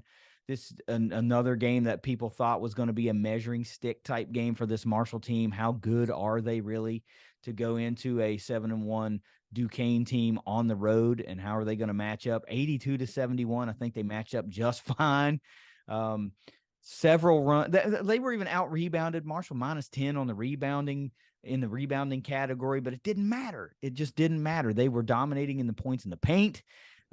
Despite getting out rebounded, I heard the Duquesne announcers say that. I got to listen to the game just a little bit. And that was the point that they made because, I didn't watch the whole thing, so I didn't have any context, but I heard their announcers say, here we are with over 50 rebounds. They've got whatever it was at the time, 38 or whatever at the time. He's like, and we're getting beating the points in the paint, and it was by a considerable margin. I can't remember the point totals, I'm sorry to say, but it's just one of those things. That category you're deficient in, but it's not killing you. At the time, they had 38 rebounds and we had 23. Or maybe they had 38 rebounds, 23 of them were offensive rebounds. And they said, I think they had 62 points at that time. They said, how are we getting beat when in points in the paint, which were very small, but they only had 62 points. They had 23 offensive rebounds. Yeah. Well, from watching the game, a lot of it was the presence of Micah Handlogton down low. They would get these offensive rebounds. Some of them were, I don't know, tip balls that just kind of bounced back to where they would get them up near the top of the key.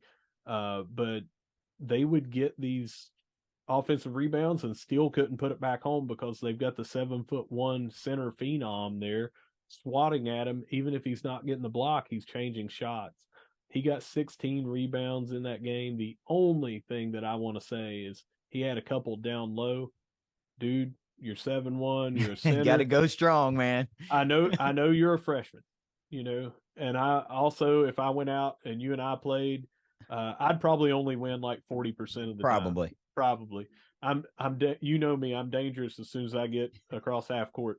But anyway, all joking aside, when he gets that mean streak, when he gets that aggressiveness down low to just go up and block, stuff it in their face with a dunk, that his game is going to skyrocket. We've talked about how at times he has not been an offensive force just because he's doing everything he should be doing. He's rebounding and all that stuff, but he's not got that killer going for, man, this is my team.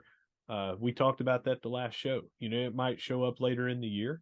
It may show up next year. It may show up when he's a junior. No one knows. But that's really the only thing with him last night. He had 16 rebounds. He was altering shots. He was doing his usual tying up, diving on the floor after loose balls.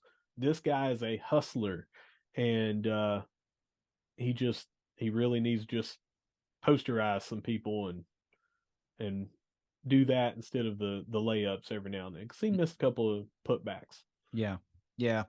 Again, team scoring, second consecutive game, fifth game this season where you see 5 Marshall players in double digits. Open up with 11.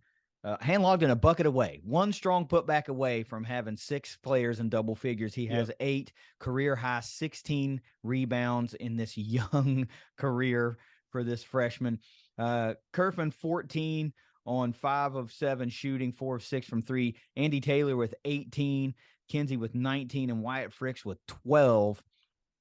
Again, the Herd hovering right around 50% from the field at 47% and just below 30% from 3-point at 27.8%. This is what this team does. It looks like they're good for, unless they're just off, they really look like they're buried into that 45 to 50% from the floor type night, and anywhere between 25 and 35% from the 3-point range. And I think most nights, as a Herd fan, you're going to take that. especially with the defensive prowess that we're seeing with this new look Herd team from a year ago. I think you'll take those numbers most of the time. We talked about Han Logden as a freshman. The other two freshmen, let's talk about them briefly. Wyatt Fricks had a great night.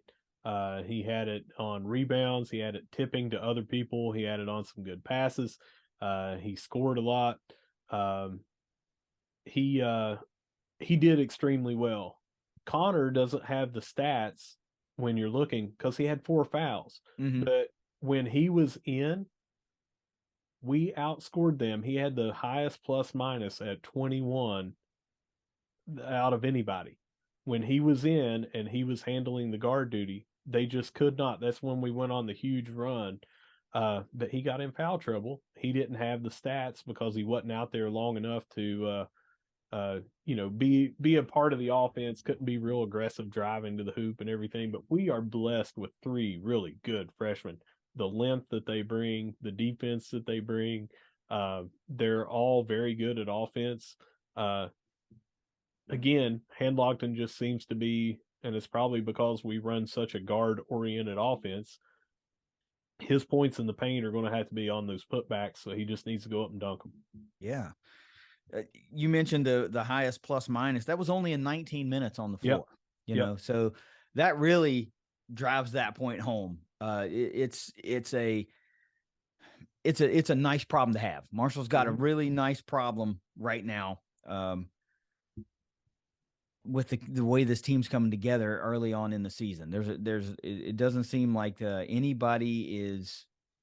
nobody's having to carry too big of a load. Let's put it that way. If somebody's cold one night or somebody's just not feeling it, there are literally 6 or 7 other guys that can collectively pick up that slack. Conversely, if somebody's on fire, then they're just going to feed that guy. I mean, it's been several years that I can recall us as Herd fans being treated to this type of basketball, and you might have to go all the way back to that 2017 type era, that NCAA tournament type team, Elmore and Browning and CJ Burks and that era of guy to point to the time when Marshall had this type of offensive prowess. And it's pretty cool. And then you tack on the defensive prowess that Marshall's brought in this year. And it really makes Marshall seem like a potentially dangerous team. Like, we probably could have navigated a tougher out of conference schedule and had just as good of a record. So it's unfortunate we were talking about how underwhelming the schedule is, and we knew the thought process behind it because this was a different makeup of a different team, and we needed to get it right early. And it seems like they've come together in such a way so early that they could have played tougher teams and still had a 7-1 record, and again, we're dang one point away from being 8-0, I think that we're also we have seen very tiny glimpses, and that play, and I don't mean one singular play, I mean their overall play to close out the first half was one of those glimpses where things are firing on all cylinders. But we are seeing dominating performances as a team when we talk about Obina only scoring like 2 points or 4 points earlier in the season, getting beaten on the boards and still dominating. When we put it all together, and hopefully that's going into conference play, this team is dangerous. Very. And I just see that we're going to get better, especially with these freshmen. I mean, we've got again, let's see, 2 starters that they're playing for the first time as Marshall people, and the first two off the bench are playing basically their first play, except for the 2 games of garbage time that Fricks got in last year because of his knee injury. So like 4 out of our 7 are basically new. Yeah. And we're still putting together these team performances. So they're playing very well together, complementing themselves and each other. This team is going to make a run if we can continue this level of play. Now, the top third of the Sun Belt Conference, maybe the top half-ish. I'd say the top third is more accurate. It's pretty good. There's a lot of good teams that are making some noise. The Southern Misses are making some noise. Louisiana's making some noise. Old Dominion is always tough. So even if they're not making as much noise as you think they should, they're going to be making noise come conference play time. James Madison is making some noise, and you toss the Herd in there, and it's going to be a dogfight. It's going to be a slugfest, to kind of who can come out of these out of this conference when they all start playing each other and we all start beating up on one another. Who's going to win enough of those street fights to come out on top? It's going to be vastly important that, we stay healthy and that we come out of this out of conference kind of just rolling. I mean, the Herd is rolling right now. It's hard to fathom that there's still room to get better because of how good they are as a team right now. But yet there is. Russ, if you got anything else? I got Nothing one more else. thing. I got one more thing for you that floated across the timeline earlier, so we might as well talk about it. Let's take it right back to Herd men's soccer real quick because there were a flurry of accolades that came out. You mentioned the All Southeast Region team for women's soccer. And now the men's is out, and there are a ton of Herd players on that. Let's start with the All Southeast Region first team. Matthew Bell lands on the first team. Milo Yosef lands on the All Southeast Region first team. And Gabriel Alves lands on the All Southeast Region first team. Goalkeeper Oliver Simla lands on the All Southeast Region second team. And Vinicius Fernandez lands on the All Southeast Region second team. Herd well represented in the All Southeast Region. So lots of accolades for that program, as you would expect to see with this crop of players that we have here. They're just so damn good. And, to land that many on an All Southeast Region team is pretty impressive stuff. Russ, let's give me some final words here and let's take it out. Let's gather ourselves next week and have a very good preview for this bowl. But in the meantime, get on what we talked about earlier. Buy tickets, enter for tickets, do all that stuff, and support our Herd athletes. Other than that, I'm going to take us out by saying whether you see us at the CAM, whether you see us at the track and field indoor meet, or whether you see us down at the Wild Wing Cafe, no matter where you see us, we're going to be screaming, "Go Herd." Go Herd. It's the Thundercast. We'll see you next week with that Myrtle Beach Bowl preview. Later.